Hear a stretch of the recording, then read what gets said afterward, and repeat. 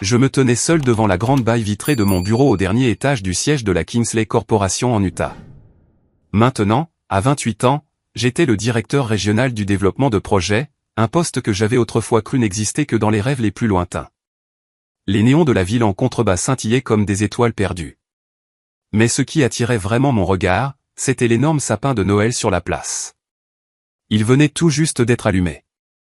Des milliers d'ampoules étincelantes brillaient comme un rappel éblouissant de la saison des fêtes. Mon cœur s'est soudainement serré comme si une corde invisible le comprimait. Des souvenirs que j'avais essayé si fort d'enfouir au plus profond de moi pendant des années ont refait surface de manière incontrôlable, féroce et imparable. Ils m'ont ramené dans le temps, à ce Noël mortel où j'avais 20 ans, dans la vieille maison en périphérie de Denver. Je me souviens de ce sentiment aussi clairement que si c'était hier. À l'époque, j'étais encore Mark Miller, un nom que je détestais avec une passion brûlante, mais que je n'avais pas encore osé abandonner.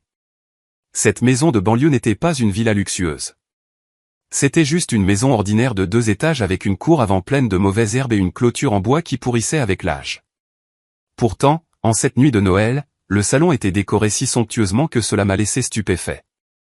Un sapin de Noël imposant atteignait le plafond, orné de décorations scintillantes, et des guirlandes de lumière s'enroulaient autour de lui comme des serpents lumineux.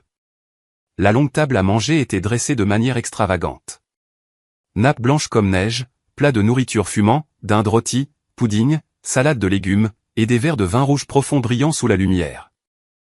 L'odeur de cannelle et de pain frais emplissait l'air, se mêlant à la musique de Noël qui jouait depuis la vieille radio dans le coin.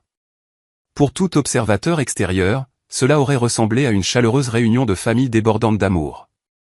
Mais pour moi, l'atmosphère était étouffante et froide, comme si une fine couche de glace avait enveloppé mon cœur. Des parents remplissaient les 2 côtés de la table, leur rire et leur bavardage résonnant bruyamment. Il y avait des tantes et des oncles venus de loin, des cousins que je ne voyais que quelques fois par an, et des voisins proches. Ils parlaient joyeusement du travail, de leurs enfants et des projets pour la nouvelle année. Les yeux de tout le monde s'illuminaient lorsqu'ils parlaient de cadeaux et des bonnes choses qui les attendaient.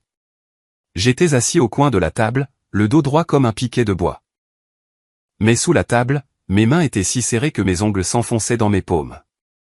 Ce sentiment familier d'isolement m'enveloppait comme un courant de fond, balayant toute trace d'espoir. J'avais l'habitude d'être mis à l'écart lors de telles occasions, mais ce soir, quelque chose semblait différent. L'air paraissait plus lourd, comme si tout le monde attendait le début d'une pièce de théâtre, et j'en étais le protagoniste involontaire.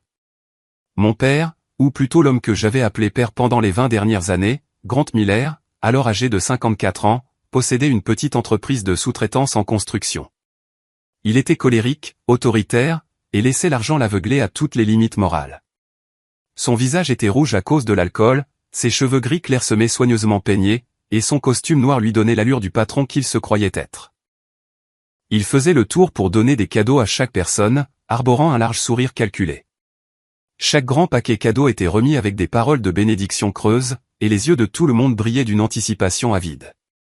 Mes tantes et oncles ont reçu des cadeaux coûteux, une montre pour oncle John, un collier de perles pour tante Marie, et des enveloppes épaisses remplies d'argent pour mes cousins. Des applaudissements éclataient chaque fois qu'un cadeau était ouvert, et l'atmosphère devenait encore plus animée. J'étais assis là, essayant de garder mon visage calme, mais à l'intérieur de moi, une tempête faisait rage. Je savais exactement où je me situais dans cette famille. Un surplus inutile, une ombre indistincte. J'avais été traité de cette façon depuis l'enfance. Mais ce soir, une anxiété indéfinissable faisait battre mon cœur. Se souviendrait-il même de moi? Ou serais-je une fois de plus négligé, comme chaque année auparavant? Je serrais les poings plus fort, essayant de réprimer le tremblement qui montait du plus profond de moi. Puis ce fut mon tour. La pièce entière est soudainement devenue silencieuse, comme si quelqu'un avait coupé tout son. Chaque paire d'yeux s'est tournée vers moi, curieuse, apitoyée, méprisante. Mon cœur s'est emballé sauvagement, le sang affluant à mes oreilles avec un rugissement assourdissant. Grant a fait une pause, m'a regardé avec un sourire tordu, puis a lentement sorti un seul billet de la poche de sa veste. Pas une grande boîte cadeau comme tout le monde, mais juste un vieux billet de $1 froissé. Il l'a jeté droit à mon visage. Le papier a fendu l'air et a frappé ma joue avant de tomber sur la table. La douleur ne venait pas de l'impact lui-même, mais de l'humiliation nue. Ma joue brûlait comme si j'avais été giflé durement. $1.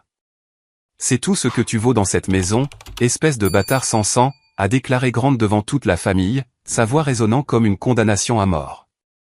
À partir de ce jour, je romps tous les liens de père à fils avec toi. Ne m'appelle plus jamais ton père. Tu n'es pas digne. Ces mots m'ont poignardé droit au cœur comme un couteau. La pièce est devenue complètement silencieuse, la musique de Noël continuant absurdement en arrière-plan. J'étais assis, figé, les oreilles bourdonnant du torrent d'insultes. Je connaissais la vérité depuis longtemps, que je n'étais pas du sang des Miller, mais cette douleur, cette humiliation publique, je ne l'oublierai jamais. C'était une blessure qui saignerait pour toujours, sans jamais guérir. Ma belle-mère, Suzanne Miller, a laissé échapper un rire méprisant qui a fendu l'air comme une lame. Avec ses cheveux bouclés et sa robe rouge criarde, elle me regardait avec des yeux pleins de mépris. Tu n'as été qu'un parasite inutile vivant aux dépens des autres toutes ces années, a-t-elle craché, sa voix aiguë et venimeuse.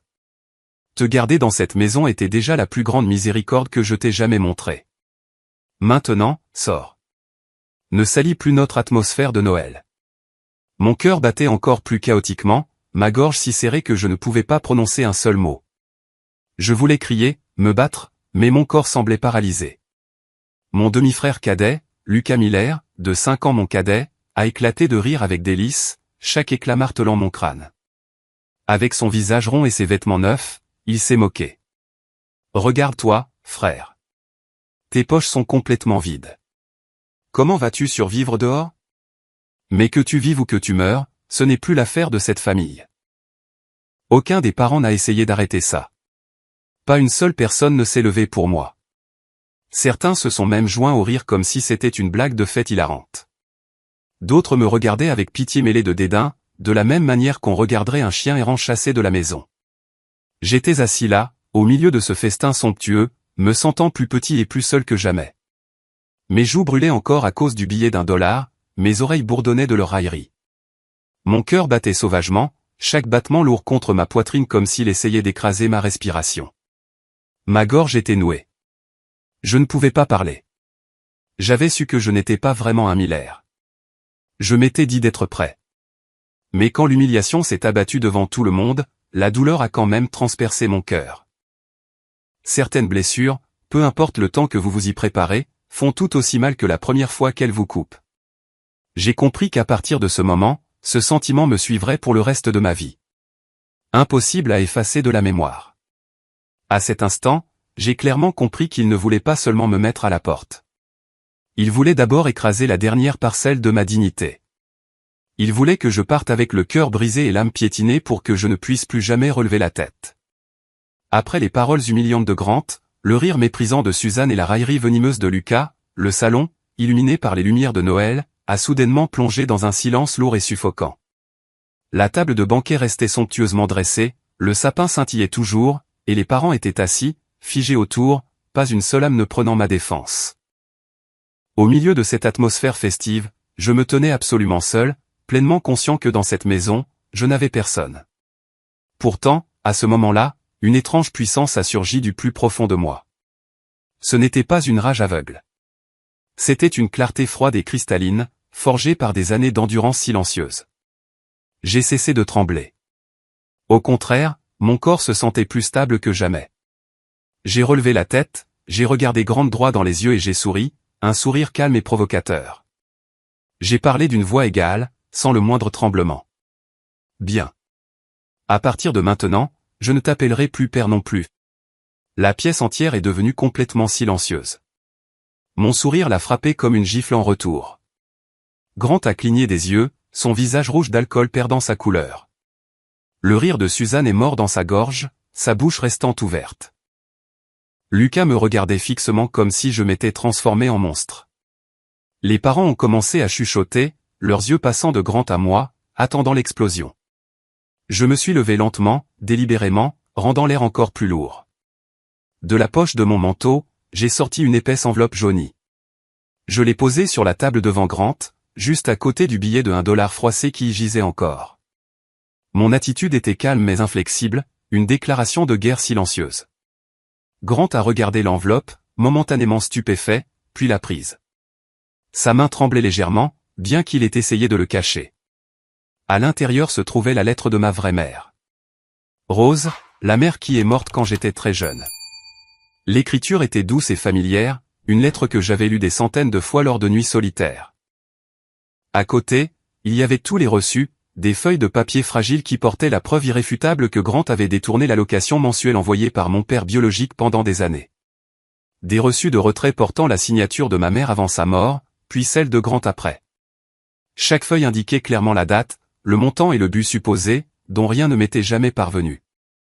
Au lieu de cela, l'argent avait financé le style de vie somptueux des Miller. Je suis resté là, regardant Grant feuilleter page après page. Mon cœur battait la chamade, non pas de peur, mais de l'excitation d'attendre que la vérité explose. Grant s'est levé d'un bond, reculant en chancelant vers la fenêtre, agrippant la lettre et les reçus. Il les a parcourus, puis les a lus plus attentivement, son visage devenant aussi blanc que le papier. La sueur perlait sur son front malgré la nuit d'hiver glaciale et la neige qui hurlait dehors. Suzanne et Lucas ont senti que quelque chose n'allait vraiment pas. Suzanne s'est levée brusquement, sa voix aiguë. « Grant, que se passe-t-il? Pourquoi as-tu cette tête ?» Lucas me regardait avec confusion, son sourire narquois d'auparavant ayant disparu. Grant a essayé de rester calme, mais ses mains tremblaient, les papiers bruissant bruyamment. « Quoi? Qu'est-ce que c'est? Comment as-tu eu ça ?» a-t-il balbutié. Mais je savais qu'il comprenait parfaitement. Tout s'effondrait juste devant lui. À ce moment précis, un rugissement puissant est venu de la cour avant, des moteurs grondant, puis s'éteignant. Un convoi de VUS noirs brillants s'est arrêté en parfaite synchronisation, leurs phares balayant la pelouse enneigée. La maison a éclaté dans le chaos. Les parents ont sauté sur leurs pieds, se pressant aux fenêtres, murmurant « Que se passe-t-il? Pourquoi toutes ces voitures sont-elles chez nous ?» Grant a regardé dehors et est devenu d'une pâleur mortelle, son corps tremblant comme s'il allait s'effondrer. Il savait. Il devait savoir. Ces véhicules n'étaient pas aléatoires. Ils étaient la marque d'un pouvoir bien plus grand, une tempête qu'il avait essayé de cacher pendant des années. 3 coups fermes et autoritaires ont retenti à la porte. La pièce entière s'est figée de curiosité et de peur. L'air s'est transformé en glace, seule la musique de Noël absurde continuait de jouer depuis la radio. Tous les yeux se sont tournés vers l'entrée. J'ai marché jusqu'à la porte, agrippant fermement la poignée, mon cœur martelant ma poitrine. C'était le moment que j'avais planifié et attendu depuis 2 ans. J'ai ouvert la porte. Le premier homme à entrer portait une telle dignité et une telle autorité que toute la pièce a retenu son souffle. Grand, les cheveux argentés, mais les traits fins, vêtu d'un costume noir parfaitement taillé. Il s'est arrêté doucement devant moi, a balayé la pièce d'un regard froid et autoritaire, puis a posé une main lourde sur mon épaule, une main qui m'a instantanément rempli d'une force que je n'avais jamais connue. C'était Robert Kingsley, mon père biologique, le milliardaire à la tête de la Kingsley Corporation, seigneur d'un vaste empire du tourisme et des complexes hôteliers. La force a coulé de cette main à travers tout mon corps. Je me suis retourné pour faire face à Grant, ma voix résonnant maintenant claire et ininterrompue. « Pourquoi as-tu volé l'argent que ma mère m'a laissé?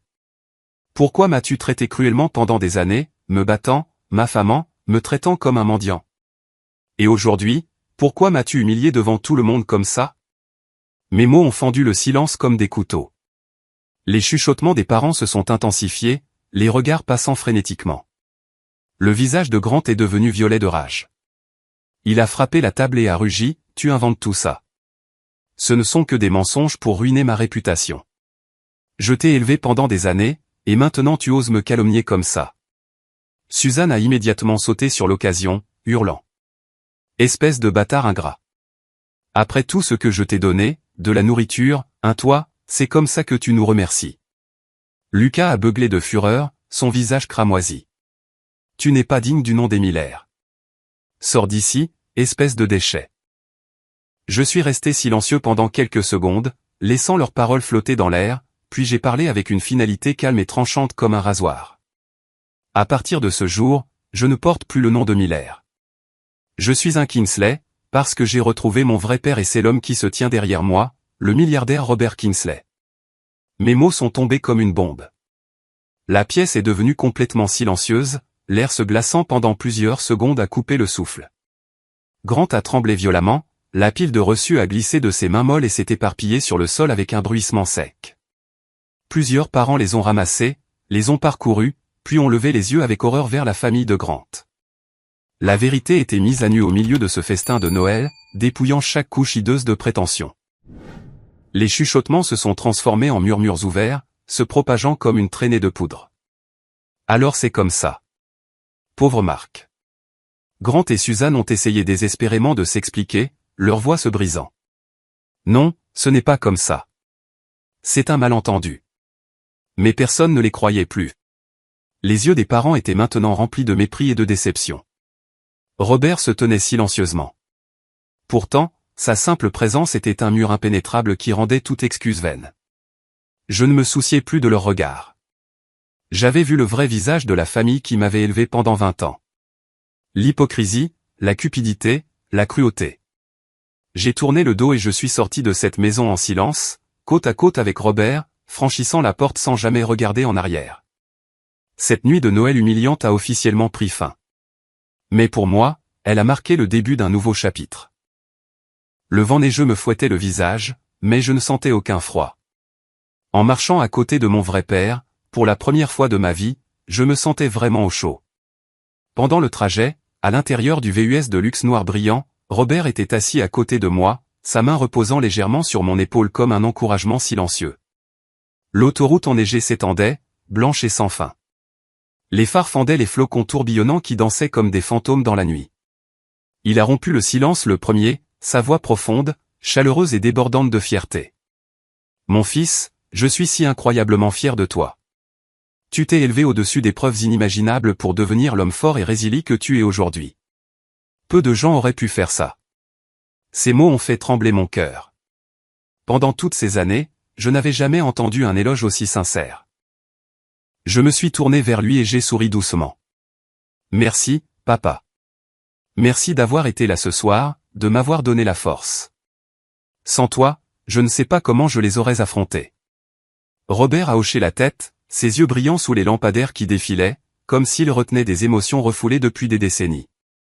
Alors que la voiture glissait doucement sur la longue route, mes souvenirs se sont enfoncés encore plus profondément, au-delà de cette cruelle nuit de Noël et jusqu'au jour lointain de mon enfance. Ils ont déferlé comme une inondation, balayant tout sur leur passage, me forçant à appuyer mon front contre la vitre froide et à regarder dans l'obscurité totale à l'extérieur. J'avais 6 ans, trop jeune pour saisir pleinement le sens de la vie et de la mort. Ma mère, Rose Miller, est tombée gravement malade. Elle avait un cancer, une maladie monstrueuse que je ne comprenais que comme « maman est fatiguée, alors elle doit rester à l'hôpital ». Je me souviens comment la maison de banlieue de Denver est devenue sombre. L'odeur de désinfectant flottait depuis sa chambre. Elle était allongée dans son lit, le visage émacié, ses longs cheveux autrefois brillants presque entièrement partis. Je m'asseyais souvent à côté de son lit, lui tenant la main et demandant « Maman, quand iras-tu mieux pour que nous puissions rejouer ?» Elle me faisait un faible sourire et me caressait les cheveux. « Attends encore un peu, mon chéri. Maman va essayer d'aller mieux pour toi. » Mais elle n'est jamais allée mieux. Elle nous a quittés un matin d'automne où les feuilles dorées couvraient la cour. Je suis resté à côté de son cercueil sans pleurer parce que je ne comprenais pas encore ce qu'était la mort. Je savais seulement qu'à partir de maintenant, maman ne me tiendrait plus dans ses bras quand je dormirais. Après sa mort, mon père Grant a commencé à changer jour après jour. L'homme qui riait facilement et me posait des questions sur l'école et les amis est devenu silencieux, dur et renfermé. Il avait l'habitude de me soulever sur ses épaules et de rugir de rire quand je lui racontais des histoires de la maternelle. Mais après les funérailles, il est devenu une ombre. Les repas sont devenus suffocants de silence. Nous étions assis l'un en face de l'autre à la petite table de la cuisine. Le seul son était le cliquetis des cuillères contre les assiettes. Le regard de Grant sur moi n'était plus chaleureux. Il était las et froid, comme si j'étais un fardeau, lui rappelant sa perte. J'ai essayé de briser le silence. Aujourd'hui, j'ai fait un dessin à l'école, et la maîtresse a dit qu'il était vraiment bien, papa. Il grognait seulement sans lever les yeux. Progressivement, j'ai aussi appris à rester silencieux, ravalant mes histoires et me sentant comme un étranger dans ma propre maison. Juste un an plus tard, Grant s'est remarié. Suzanne est entrée dans nos vies avec un sourire mielleux, des cheveux bouclés et des robes à fleurs vives. Mais ses yeux étaient toujours glaciaux quand il se posait sur moi, comme si j'étais un obstacle à son bonheur. Dès les premiers jours, j'ai su que je n'étais pas le bienvenu. Chacun de mes mouvements était scruté.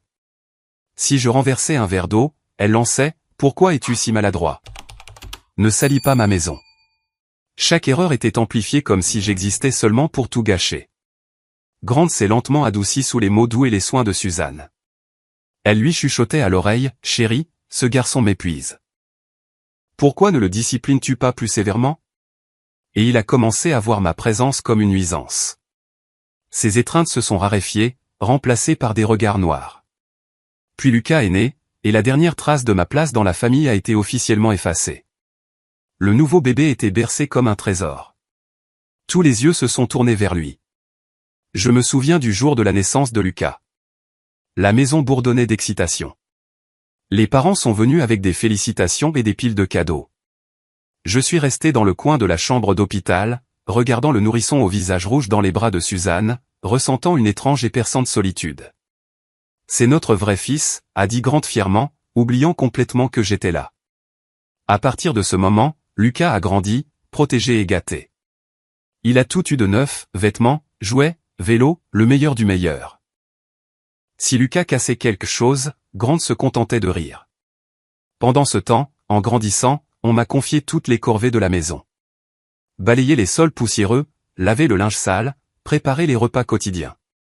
Lucas n'a jamais eu à lever le petit doigt. J'étais constamment comparé à Lucas en tout. Peu importe mes bons résultats à l'école, premier en mathématiques ou premier prix au concours d'art, je n'ai jamais entendu un mot d'éloge. De bonnes notes? Et alors? N'importe qui peut le faire, ricanait Suzanne. Même quand je gagnais des médailles en sport, en athlétisme ou au football, personne dans la famille n'est jamais venu me voir ou me féliciter. Je rentrais à la maison, serrant une médaille, débordant d'excitation. « Papa, regarde ce que j'ai ramené. » Une médaille d'or du tournoi de football. Grant y jetait un coup d'œil et retournait à son travail. Tous mes efforts étaient considérés comme acquis ou rejetés comme sans valeur. Les éloges étaient toujours réservés à Lucas. J'ai progressivement appris à ravaler chaque grief en silence, à retenir mes larmes. Certaines nuits, je restais au lit, les larmes coulant sur mon visage, mais je n'osais pas pleurer à voix haute de peur d'être grondé. Je me répétais sans cesse, « Tu dois être fort, Marc. Un jour, tu sortiras d'ici. » Jour après jour, j'ai compris que je n'étais plus un fils dans cette maison. J'étais juste un locataire, un serviteur, une ombre, vivant tranquillement sous le même toit que des gens qui se disaient ma famille. Au repas, je m'asseyais au coin et mangeais les restes. Pendant les vacances, je restais dehors à les regarder célébrer. Quand j'étais malade, personne ne s'en souciait. Cette douleur s'est accumulée en moi comme une bombe à retardement, attendant le jour où elle exploserait enfin. Quand j'ai eu 18 ans, tout semblait encore suivre la même routine monotone et glaciale. C'était une fin d'après-midi d'automne à Denver. Les feuilles dorées dérivaient paresseusement le long du chemin de l'école à la maison. J'ai quitté la classe comme d'habitude. Mon lourd sac à dos jeté sur une épaule, bourré de manuels et de rêves à moitié formés. Mon anniversaire n'avait rien de spécial. Pas de gâteau, pas de cadeau, pas de félicitations de personne à la maison. Je m'étais habitué depuis longtemps à être oublié, alors j'ai simplement franchi la grille de l'école en silence, la tête baissée, redoutant déjà une autre soirée interminable de corvées et de devoirs. Le ciel était couvert et gris, un vent froid me fouettant le visage, me forçant à remonter le col de ma vieille veste. Je n'aurais jamais imaginé que ce jour changerait tout, comme une véritable bombe explosant dans ma vie. Juste au moment où je franchissais le portail, un homme d'âge moyen en costume usé s'est approché de moi. Il avait l'air d'avoir environ 50 ans, avec des cheveux gris clairsemés et un visage buriné, marqué de profondes rides autour des yeux. Son regard était prudent mais sérieux, comme s'il pesait soigneusement chaque mot. Je me suis arrêté, mon cœur battant un peu plus vite de surprise. « Excusez-moi, êtes-vous Marc Miller ?» a-t-il demandé, sa voix basse et polie. J'ai hoché la tête avec lassitude. « Oui, je suis Marc Miller. »« Qui êtes-vous » Il s'est présenté comme Thomas Whitfield, l'avocat de ma mère, Rose Miller. La mention du nom de ma mère m'a stupéfié. Elle était morte quand j'avais 6 ans, et presque personne ne parlait plus d'elle. « Je dois vous parler en privé de quelque chose concernant Rose » a-t-il dit en baissant la voix comme s'il craignait que quelqu'un puisse l'entendre. Le choc, la suspicion et la curiosité se sont violemment heurtés dans ma poitrine. Qui était cet homme? Pourquoi était-il venu me chercher le jour de mon anniversaire, de tous les jours? Était-ce une sorte de farce? Après quelques secondes d'hésitation, j'ai décidé de le suivre. Une partie de moi était curieuse. L'autre partie s'est dit que je n'avais plus rien à perdre. Thomas m'a conduit dans un petit café près de l'école, celui où je m'asseyais souvent seul les après-midi pluvieux. L'endroit était exigu, rempli de la forte odeur de café torréfié et du doux bourdonnement de vieux jazz provenant des haut-parleurs. Nous avons choisi une table isolée dans le coin, loin des regards curieux des autres étudiants. Une fois assis, Thomas a posé une enveloppe jaunie par le temps devant moi. Le papier était délavé et légèrement froissé. « C'est la lettre que votre mère m'a chargé de vous donner », a-t-il dit gravement. Elle a été très claire. Elle devait vous être remise en personne uniquement le jour de votre 18e anniversaire. Je l'ai gardée en sécurité pendant les 12 dernières années. Mon cœur battait la chamade alors que mes doigts tremblants effleuraient l'enveloppe. Thomas a expliqué brièvement. Il avait été l'avocat personnel de ma mère, l'aidant à rédiger son testament et à gérer certaines affaires privées avant son décès. Elle me faisait confiance, et maintenant je remplis ma promesse, a-t-il dit. Puis il s'est levé, m'a souhaité bonne chance et est parti. Je suis resté assis là pendant un moment, fixant l'enveloppe comme si c'était une bombe à retardement. Je ne l'ai pas ouverte tout de suite. J'avais peur, terrifié que la vérité qui s'y trouvait ne brise les quelques vestiges du monde que je connaissais. Quand j'ai finalement quitté le café, je portais l'enveloppe dans mon sac à dos, mon esprit en pleine tempête. Le trajet du retour m'a semblé plus long que jamais, chaque pas plus lourd que le précédent. J'ai gardé tout cela secret. Personne dans la famille ne le savait. Grant et Suzanne étaient occupés par le travail. Lucas traînait avec des amis. Je n'avais aucune intention de le partager. Je savais qu'il se moquerait de moi ou se mettrait en colère. Ce soir-là, il n'y a pas eu de vœu d'anniversaire. Aucun signe que quelqu'un se souvenait que c'était mon jour. Le dîner était aussi froid et silencieux que d'habitude. Grant à la tête de la table, Suzanne et Lucas bavardant avec enthousiasme sur les plans du week-end pendant que j'étais assis dans le coin à manger les restes. Leur conversation animée ne tournait qu'autour d'eux-mêmes. Lucas réussissant un examen, la virée shopping de Suzanne, le nouveau contrat de Grant. Je m'étais tellement habitué à être invisible que j'ai simplement fini mon repas en silence et je me suis éclipsé dans ma chambre, mon seul refuge, un petit espace exigu avec un vieux lit et un bureau encombré. J'ai verrouillé la porte, je me suis assis sur le lit, le cœur battant la chamade. Mes mains tremblaient en sortant l'enveloppe de mon sac à dos. Du salon, le rire résonnait encore, un cruel rappel de mon isolement. J'ai pris une profonde inspiration et je l'ai déchirée. À l'intérieur se trouvait une lettre de l'écriture douce de ma mère, ainsi qu'une vieille photographie d'un jeune homme inconnu, aux traits fins, aux cheveux noirs de jais et au sourire confiant. J'ai commencé à lire, chaque ligne coupant comme une lame. Dans la lettre, Rose avouait une vérité qui avait été cachée toute ma vie. Je n'étais pas le fils biologique de Grant Miller, l'homme que j'avais appelé père pendant plus d'une décennie. Les mots m'ont frappé comme la foudre. Elle expliquait. Il y a des années, elle avait été femme de chambre pour la famille Kingsley, l'une des dynasties les plus riches et les plus puissantes de l'industrie du tourisme et des complexes hôteliers. Elle travaillait dans leur domaine principal en Utah, entourée de complexes de luxe. Pendant qu'elle y était employée, Rose et le jeune héritier, Robert Kingsley, sont tombés amoureux en secret. Elle le décrivait comme ambitieux et gentil, mais lié par le devoir familial. Ils se rencontraient dans des moments cachés, en fin d'après-midi au bord du lac sur le domaine, se chuchotant leur amour entre ses heures de travail. Mais lorsqu'elle est tombée enceinte de moi, la famille Kingsley a découvert l'affaire. Les parents de Robert, des personnalités puissantes avec un vaste empire commercial, sont intervenus immédiatement.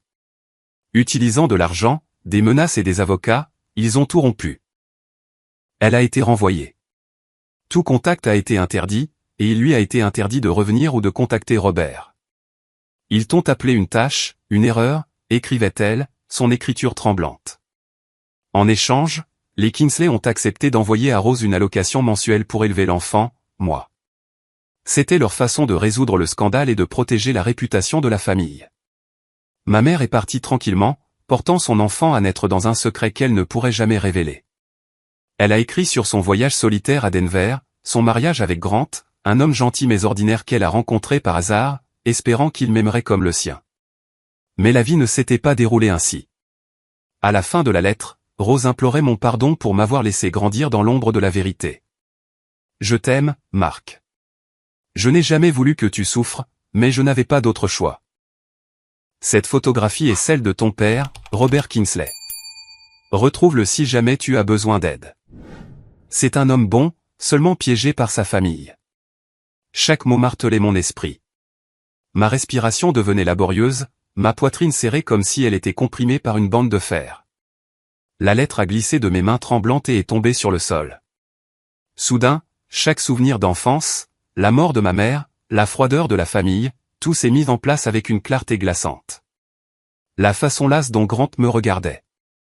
Maintenant, je comprenais, il avait toujours su que je n'étais pas le sien.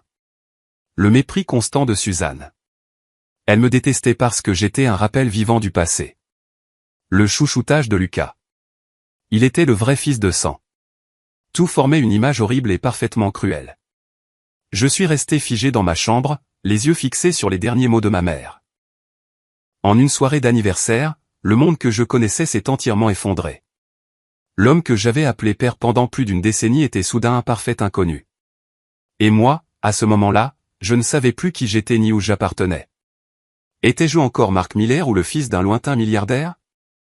Je suis resté assis là pendant des heures, les larmes coulant silencieusement sur mon visage, mon esprit tourbillonnant de questions sans réponse. Après la nuit où j'ai lu cette lettre, j'ai vécu dans un état de confusion prolongée, comme si tout mon corps était submergé dans un brouillard épais et impénétrable. Chaque souvenir de la cruauté de Grant revenait en force sans relâche, refusant de me laisser un seul moment de paix. Une colère sourde a commencé à monter en moi, comme une petite flamme qui ne cessait de se propager, brûlant chaque pensée. Je voulais crier, prendre d'assaut le salon et confronter Grant sur le champ. Tu savais tout, n'est-ce pas? Tu m'as menti toutes ces années. Mais j'ai choisi le silence. Je n'ai montré aucun signe de quoi que ce soit d'inhabituel. Je savais que si j'explosais maintenant, tout volerait en éclats et je n'étais pas prêt. J'avais besoin de temps pour digérer, pour planifier. J'ai donc continué à vivre dans cette maison comme si je n'avais jamais découvert ce secret bouleversant. Chaque jour, je me réveillais toujours à 5 heures du matin, balayais les sols poussiéreux, faisais la lessive, préparais le petit déjeuner pour toute la famille, puis me dépêchais d'aller à l'école à vélo. Je baissais toujours la tête quand Grant aboyait « Dépêche-toi, espèce de fainéant bon à rien ». Je restais silencieux quand Suzanne ricanait « Tu es si inutile. Comment survivras-tu un jour dehors ?» Je regardais Lucas jouer avec ses nouveaux jouets sans laisser transparaître de jalousie sur mon visage. De l'extérieur, j'étais calme comme une machine, des sourires forcés si nécessaire, des réponses monotones lorsqu'on me parlait. Mais à l'intérieur, mon esprit tournait sans cesse autour de la lettre de ma mère et de la photographie de cet étranger. Je les cachais sous mon oreiller, et chaque nuit, quand la maison devenait silencieuse, je les sortais et les regardais fixement. Le visage de Robert Kingsley sur la photo, jeune, confiant, me faisait me demander, est-ce qu'il me ressemble? Se souvient-il de maman? Sait-il même que j'existe? Ces questions me hantaient. Mon sommeil est devenu agité, rempli de cauchemars. Le temps passait dans ce tourment silencieux, jour après jour, comme une rivière lente mais implacable. Je me suis forcé à me concentrer sur mes études, sachant que c'était ma seule issue. J'ai passé des heures à la bibliothèque de l'école, non seulement pour faire mes devoirs, mais aussi pour chercher secrètement tout ce que je pouvais sur la famille Kingsley. À l'époque, cependant, je n'osais pas creuser trop profondément. J'avais peur que la vérité soit trop immense, qu'elle m'avale tout entier. Puis est arrivé le jour où les résultats de l'université ont été annoncés. J'ai été accepté dans une université de Denver, pas la plus prestigieuse, mais une que je pouvais me permettre avec des bourses et des petits boulots. C'était la récompense de nombreuses nuits blanches à étudier sous une faible lampe de bureau. Je suis rentré à la maison, serrant la lettre d'acceptation, espérant même un seul mot d'éloge. Grant y a seulement jeté un coup d'œil. Alors, tu as été accepté? Bien. Maintenant, prends soin de toi. Suzanne a souri narquoisement. Ne pense pas que tu es spécial. Une fois que tu seras seul, tu verras à quel point c'est difficile. J'ai ravalé l'amertume, mais à l'intérieur, j'étais secrètement fou de joie. C'était ma chance de partir. J'ai demandé la permission de déménager pour mes études. Grant et Suzanne n'ont pas essayé de m'en empêcher. Ils avaient même l'air soulagés. Ils ont froidement déclaré qu'à partir de maintenant, je devais me débrouiller complètement seul. Plus de soutien financier, aucune aide d'aucune sorte. Tu es grand maintenant. Gère ta propre vie, a dit Grant sans la moindre trace d'affection. Suzanne a ajouté, et ne revient pas ramper pour de l'argent. Mon départ a été discret. Pas d'adieu, pas de vœux de bonne chance. Un matin de fin d'été, j'ai emballé mes quelques affaires, une poignée de vieux vêtements, mes livres et la lettre de ma mère dans une valise bon marché, puis je suis parti à vélo de cette maison de banlieue de Denver. Pas d'étreinte, pas d'adieu. J'ai regardé la maison une dernière fois, le cœur serré, mais je n'ai ressenti aucun regret. C'est là que j'avais grandi, mais ça n'avait jamais été ma maison. J'ai emménagé dans une minuscule chambre louée près du campus. Exiguë, avec des murs moisis, un lit en fer qui grinçait et une mini-cuisinière à gaz. J'ai commencé une vie complètement indépendante. Travaillant à temps partiel dans un café pour payer le loyer, achetant la nourriture la moins chère, étudiant tard dans la nuit. Pour la première fois, j'ai goûté à la liberté. La liberté de respirer, de penser, d'agir sans être surveillé et jugé. Avec ce premier goût de liberté, j'ai finalement décidé d'enquêter sur ce qui était écrit dans la lettre. Plus besoin de me cacher, j'ai passé des heures à la bibliothèque de l'université et dans les cybercafés voisins. En utilisant le nom Kingsley, j'ai recherché les registres des entreprises et les archives de presse en ligne. J'ai tapé « Famille Kingsley »,« Robert Kingsley »,« Kingsley Tourisme Corporation ». Les résultats ont déferlé comme un raz-de-marée. Des articles sur leur colossal empire hôtelier et de villégiature, des propriétés de luxe en Utah, des chaînes à travers l'Europe et l'Asie, des milliards de revenus annuels, des projets immobiliers glamour. J'ai vu des photos de Robert, maintenant milliardaire, sur les couvertures des magazines économiques, son sourire confiant identique à celui de la vieille photographie. J'ai commencé à saisir l'ampleur de la chose. Pas seulement la richesse, mais un pouvoir réel avec des relations partout. Le contraste entre notre vie misérable, maman et moi survivant avec de maigres repas, des vêtements rapiécés encore et encore, et l'opulence des Kingsley m'a glacé le sang. Assis devant l'écran de l'ordinateur, les mains tremblantes, j'ai pensé, comment maman a-t-elle survécu à ça? Pourquoi a-t-elle dû tant souffrir? Je me suis souvenu de ma propre enfance privée de tout. Des Noëls sans cadeaux, des anniversaires oubliés, des fois où j'étais malade et devais acheter des médicaments moi-même parce qu'il n'y avait pas d'argent pour un médecin. Et je me suis demandé si cette allocation mensuelle existait vraiment. Où était-elle passée? La lettre de maman mentionnait des paiements réguliers des Kingsley pour m'élever. Pourtant, je n'en avais jamais vu un seul centime. Grant le savait-il et avait-il tout gardé? Cette pensée m'a tenu éveillé la nuit. J'ai commencé à rassembler les plus petits indices de la vieille maison. Des papiers que j'avais aperçus en regardant furtivement les documents de Grant. D'étranges reçus qu'il cachait soigneusement. Maintenant que j'étais parti, j'avais besoin d'un vrai plan. Un jour, j'ai appelé à la maison avec une fausse excuse, disant que je devais récupérer de vieux livres, juste pour rester en contact. Grant a grommelé, « Ouais, d'accord. Viens demain. » Suzanne et moi serons absents toute la journée pour une réunion. J'ai raccroché, le cœur battant la chamade. C'était une occasion rare. J'ai pris une demi-journée de congé du café, prétendant être malade. Je suis retourné à la vieille maison à vélo en plein jour, le soleil éclatant, mais le vent d'automne toujours vif. Mon cœur s'est emballé en arrivant, la même clôture en bois pourri, la pelouse inégale. J'ai vérifié que personne n'était à la maison, puis je me suis glissé par la porte arrière en utilisant la clé de rechange que j'avais cachée des années auparavant sous un pot de fleurs. Je me suis faufilé dans le bureau de Grant, une pièce qu'il gardait toujours verrouillée, mais aujourd'hui, elle était négligemment laissée entr'ouverte. Mon cœur avait l'impression qu'il allait sortir de ma poitrine. Mes paumes étaient moites. J'ai ouvert le tiroir de chevet où il gardait les papiers importants et j'ai trouvé une épaisse pile de reçus de retrait bancaire mensuel ainsi que la procuration que ma mère avait signée avant de mourir. Je les ai feuilletés, respirant fort. Les reçus d'avant la mort de maman portaient son nom et sa signature. Des virements réguliers d'environ $2000 chaque mois. Mais après son décès, le nom a changé pour celui de Grant. Sa signature, les dates correspondant parfaitement aux années où j'ai grandi dans la pauvreté.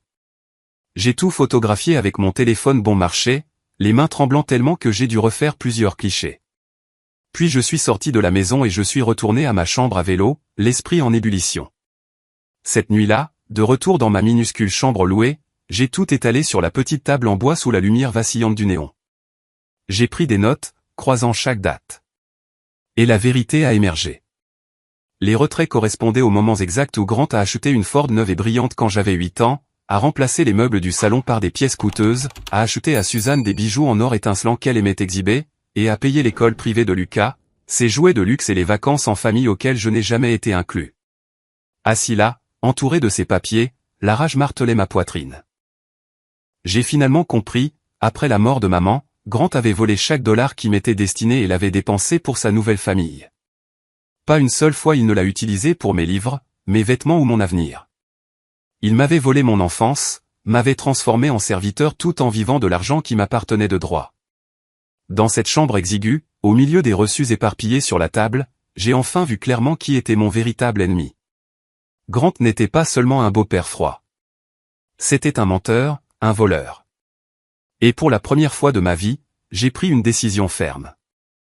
Je retrouverai l'homme sur la photographie, mon vrai père. Non pas pour mendier de l'argent, mais pour exiger justice et découvrir où j'appartenais vraiment.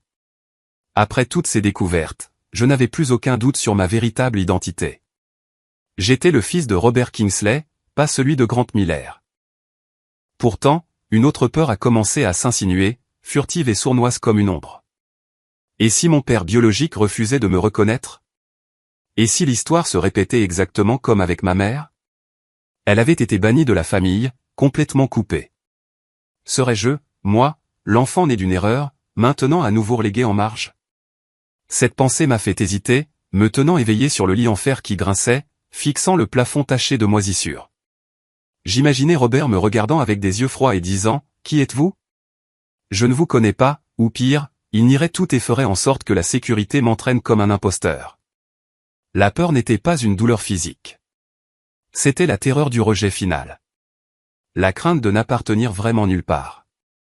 J'ai trouvé les coordonnées sur le site web de l'entreprise, relations avec les médias, ressources humaines, même le bureau de la direction. J'ai écrit des emails plus détaillés, joignant un scan de la vieille photographie et quelques lignes de la lettre de ma mère. Je suis le fils de Rose Miller. Je dois rencontrer monsieur Robert Kingsley pour clarifier la vérité. Je les ai envoyés tard dans la nuit, quand la chambre louée était silencieuse, à l'exception du crépitement de la pluie sur le toit en tôle. Mais chaque message a disparu dans le silence. Pas de réponse, pas d'appel. Ma boîte de réception est restée vide, comme si les mots que j'avais écrits n'avaient jamais existé. La déception s'est accumulée et j'ai commencé à me demander. Ne veut-il tout simplement pas savoir où quelqu'un me bloque-t-il? À peu près à la même époque, j'ai commencé à me sentir observé. Au début, ce n'était qu'une vague sensation. Des regards étranges de passants, une voiture garée plus longtemps que d'habitude dans la ruelle. Puis, en sortant du café tard le soir, j'ai remarqué un inconnu debout à l'entrée de ma ruelle. Un homme grand en manteau noir, fumant sous un lampadaire, les yeux scrutant furtivement dans ma direction. La première fois, j'ai pensé que c'était mon imagination. La deuxième et la troisième fois, j'en étais certain. Mon cœur s'est emballé sur le chemin du retour. Je marchais vite, jetant des regards par-dessus mon épaule. Qui me suivait?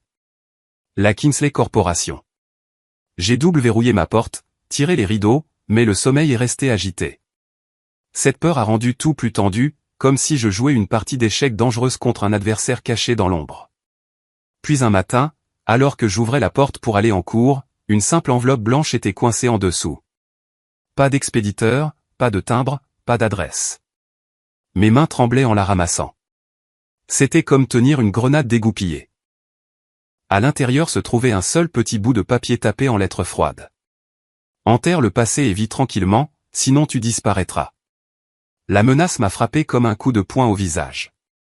J'ai réalisé que ma recherche de la famille Kingsley avait été découverte. Quelqu'un au sein de l'organisation avait intercepté mes emails et voulait que la vérité soit réduite au silence pour toujours. J'ai pensé à Robert. Le savait-il ou était-ce l'œuvre d'autres membres de la famille? La peur a surgi, me tentant d'arrêter, d'oublier tout et de vivre une vie normale.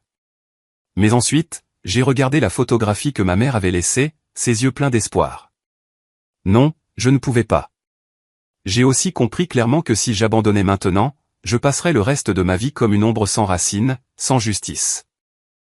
Je continuerais à trimer pendant que Grant et sa famille vivraient confortablement de mon argent, tandis que je lutterais dans une chambre moisie. Non, je devais aller jusqu'au bout. J'ai décidé de louer une voiture et de partir immédiatement. J'ai économisé chaque centime supplémentaire de mon travail, loué une vieille voiture cabossée dans un garage près du campus, et j'ai fourré quelques vêtements de rechange et toutes les preuves dans une valise. Destination, Salt Lake City, Utah, siège de la Kingsley Corporation. Un voyage de plus de 800 km à travers des autoroutes désolées et des montagnes imposantes. J'ai conduit toute la nuit, le cœur battant à chaque panneau de signalisation. Suis-je imprudent, me suis-je demandé, mais je n'ai pas fait demi-tour. Quand l'aube s'est levée et que Salt Lake City est apparu, ses gratte-ciels scintillant sous le soleil du matin, j'ai ressenti une étrange poussée de force, le pouvoir de la vérité. Quand je suis entré au siège de l'entreprise, une tour de verre moderne et imposante au centre-ville, mon cœur battait comme des tambours de guerre. Le hall était vaste, sol en marbre poli, personnel en uniforme allant et venant. Je me suis approché de la réception, serrant l'enveloppe de preuves, essayant de garder ma voix stable. Je dois voir monsieur Robert Kingsley. C'est une affaire personnelle très importante. Mais avant que je puisse expliquer davantage, la sécurité m'a arrêté. Deux grands hommes en costume noir se sont avancés. Désolé, monsieur. Vous n'avez pas de rendez-vous. Veuillez partir. J'ai réessayé. Je suis son fils. J'ai des preuves.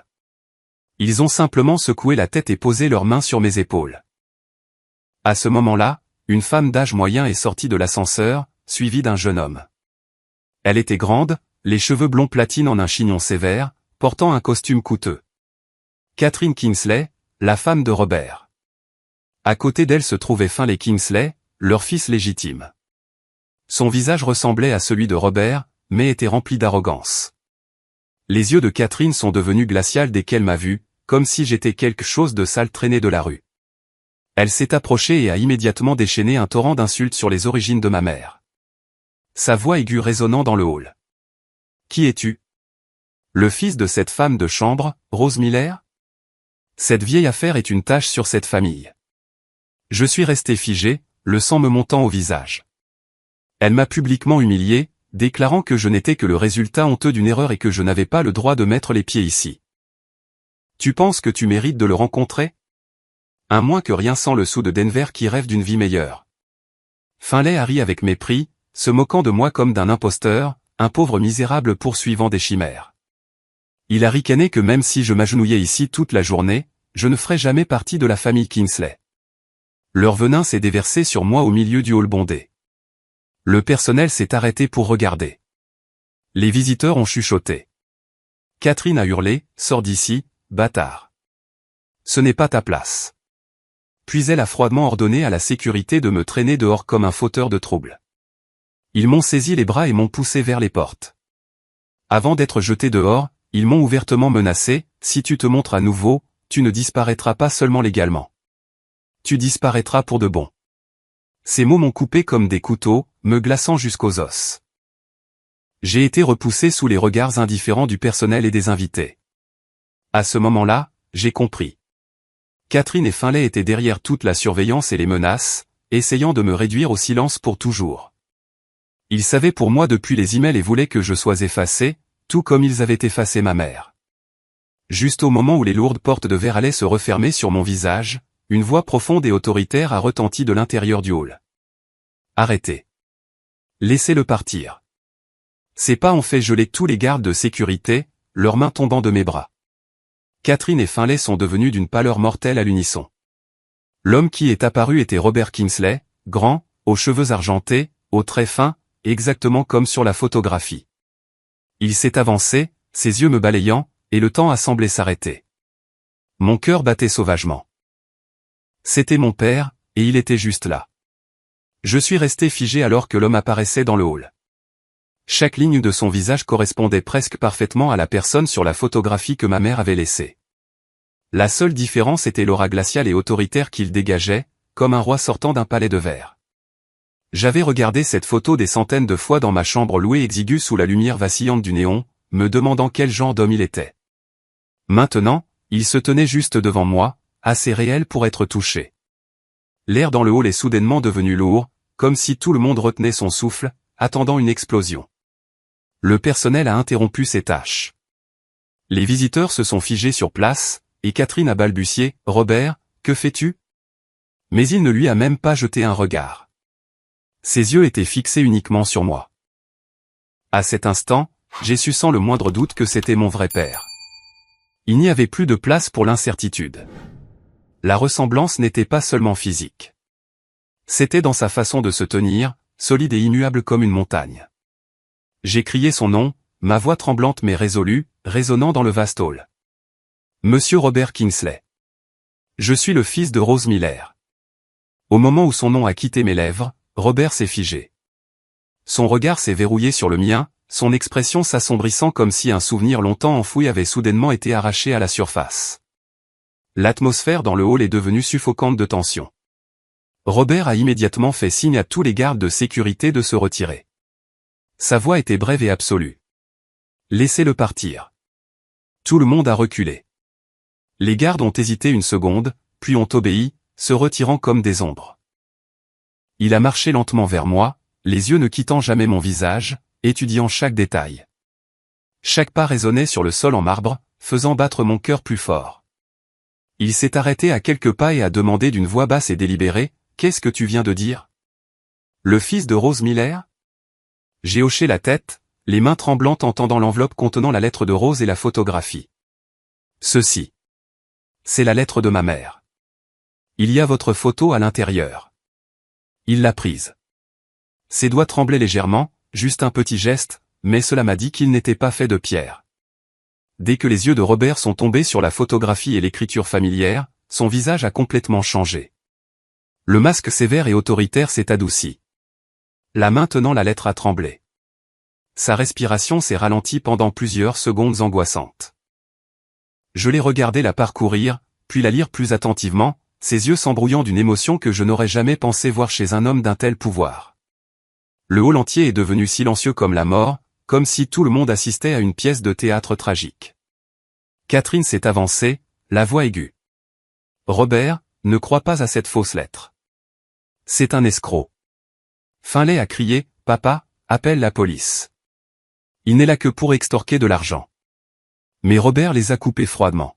« Emmenez-le à mon bureau, maintenant. » Catherine et Finlay ont immédiatement protesté plus fort, insistant sur le fait que j'étais fou, un imposteur.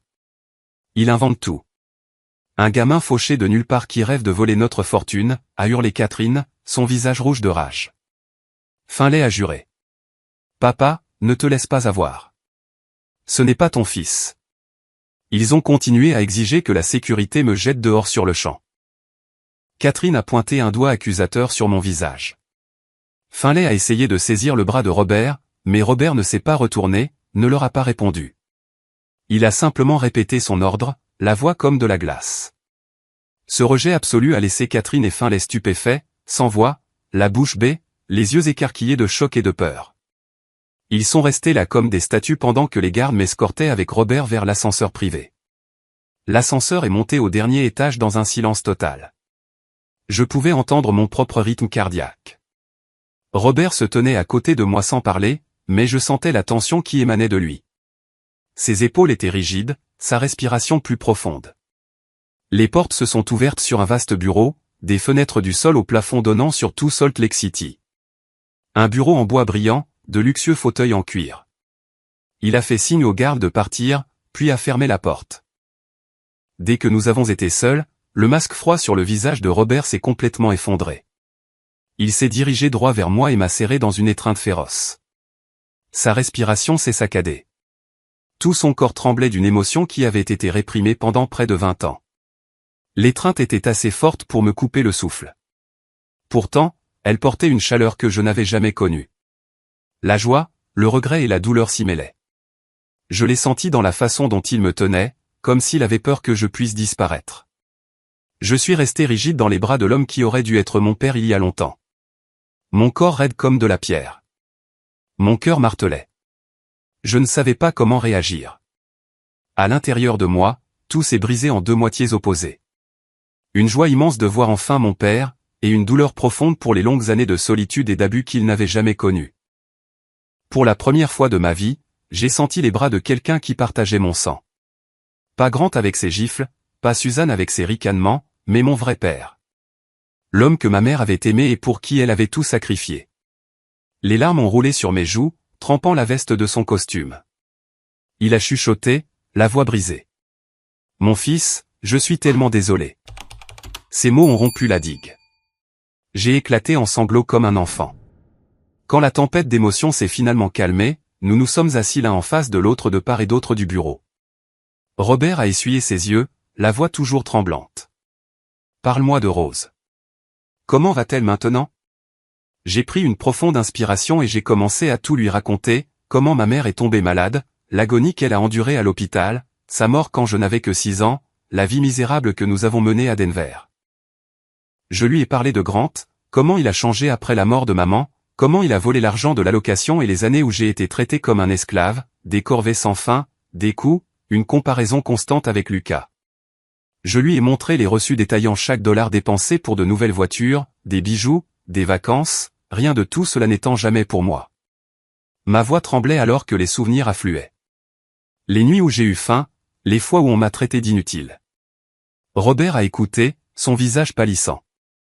Les poings si serrés que les jointures sont devenues blanches. Il s'est effondré quand il a appris que Rose était partie depuis si longtemps.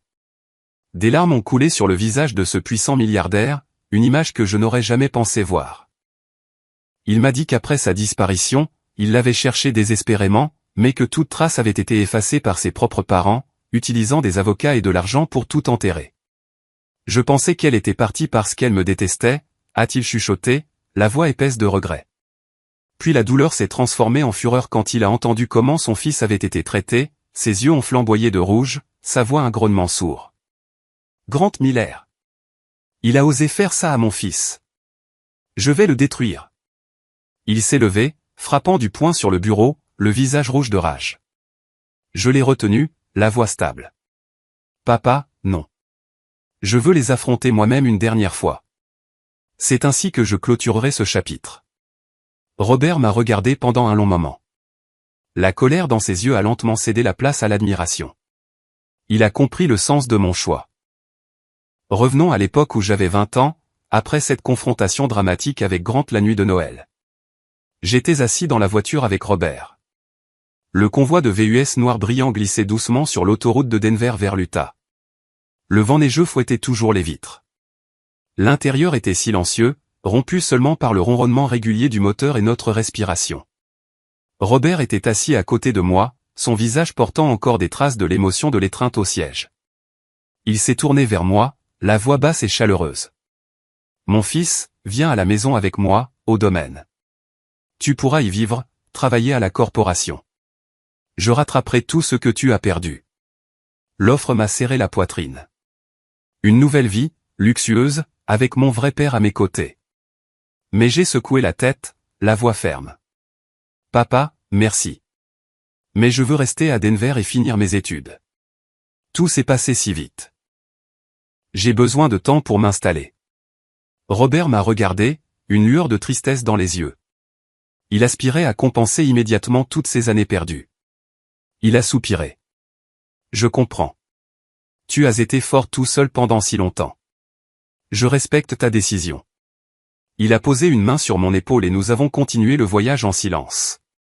Pourtant, le lien entre père et fils avait déjà commencé à se former.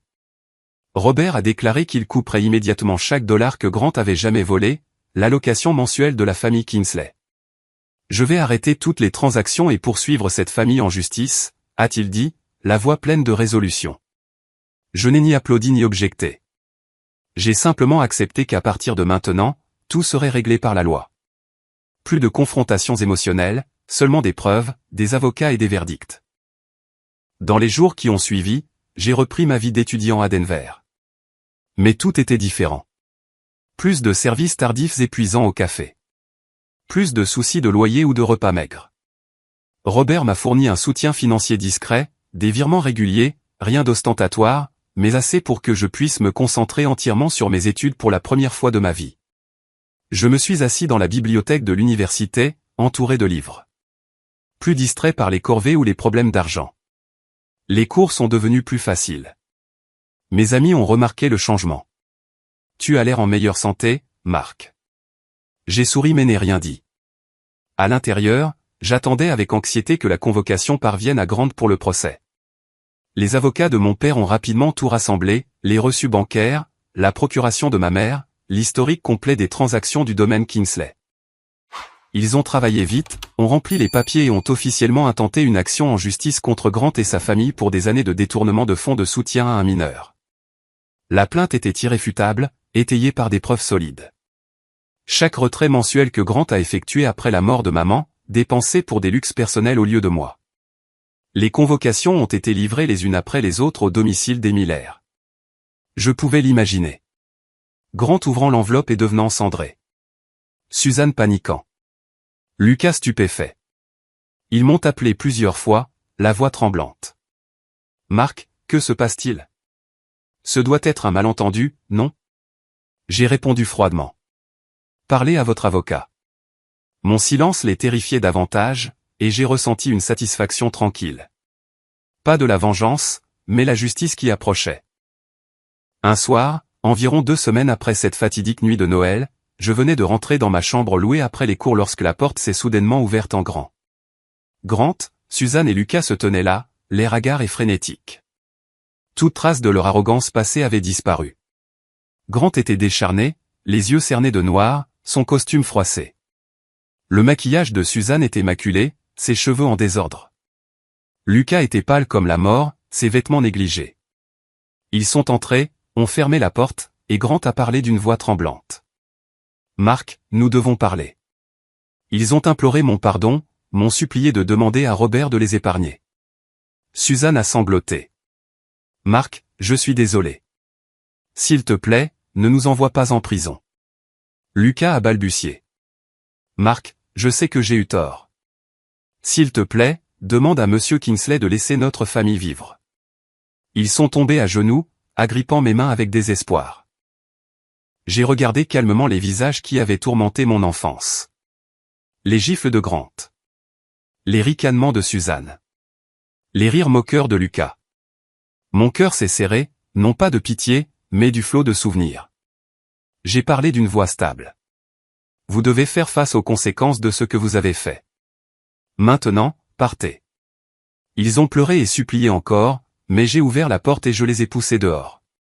Quand elle s'est refermée, je me suis effondré sur le lit, respirant fort. C'était la dernière fois que je les voyais avant le procès. Et à ce moment-là, j'ai réalisé que j'étais devenu plus fort que jamais. Le procès s'est déroulé rapidement, les preuves étant indéniables. Le tribunal de Denver était bondé. Parents, journalistes, curieux. La tension remplissait l'air. Les chuchotements se sont répandus lorsque les avocats de Robert ont présenté les reçus, les registres de transactions et mon témoignage. J'ai pris la parole en tant que témoin, racontant chaque année d'exploitation et de vol. Tandis que la salle écoutait en silence, ma voix était stable, mais lourde d'émotion.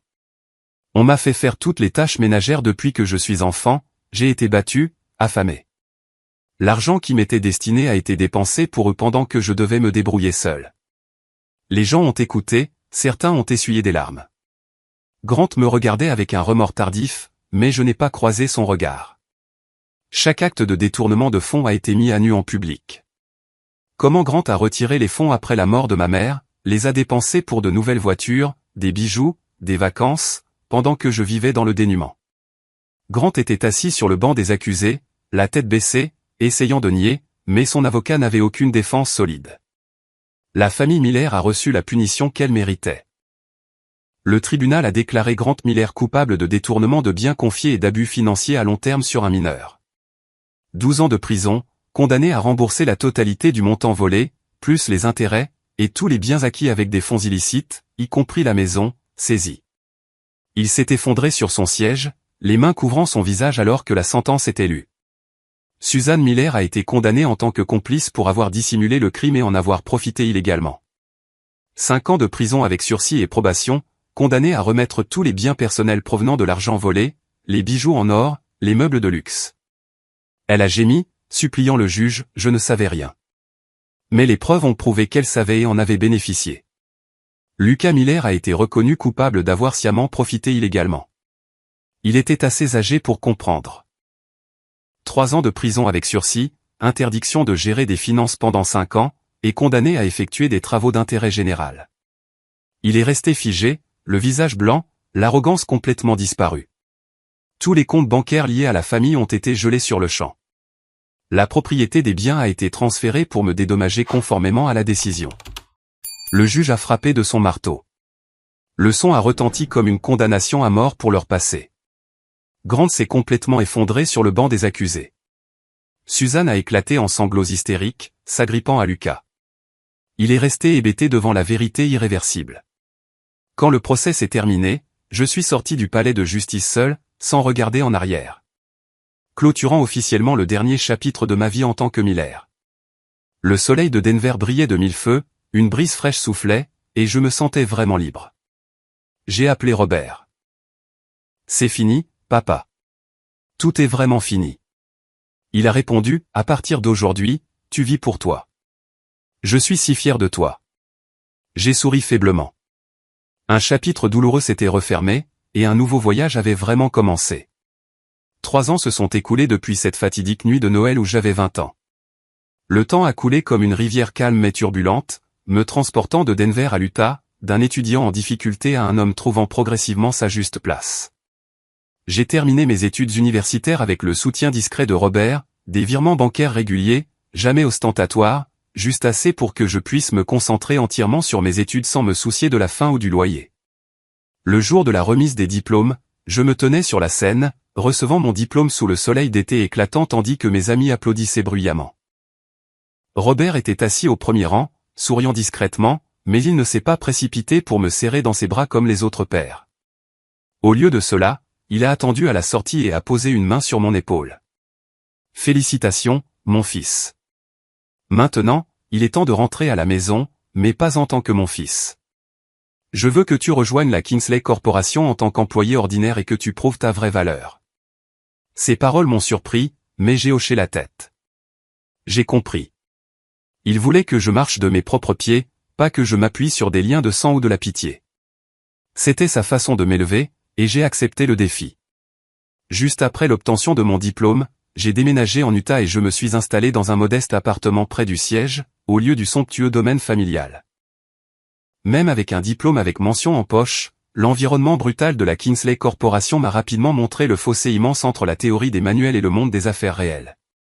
Projet à haute pression, rythme incessant, réunion de l'aube au crépuscule, délai à quelques jours d'intervalle, et des normes si strictes qu'une seule erreur pouvait faire s'effondrer tout un plan. J'ai commencé comme simple chargé de développement de projet avec un salaire de débutant standard et aucun privilège. Les premiers mois ont failli me briser. Nuit blanche à analyser des données, à courir pour rencontrer des partenaires et à faire face à mes premiers échecs. Un projet de complexe hôtelier a pris du retard à cause de mes coûts mal calculés, et mon patron m'a passé un savon. Mon cœur battait la chamade chaque fois que j'entrais en réunion. Mes mains tremblaient en présentant des idées. Catherine, la femme de Robert, la vice-présidente aux cheveux blonds platine et aux yeux de glace, seconde seulement après lui en pouvoir, n'a jamais caché son mépris. Elle me confiait délibérément des tâches quasi impossibles, analyser un nouveau marché en 48 heures, rédiger un plan d'expansion avec des données incomplètes, ou me jeter dans des présentations au conseil d'administration sans préavis. En réunion, elle rejetait mes propositions avec des remarques froides et cinglantes, truffées d'allusions à mes origines.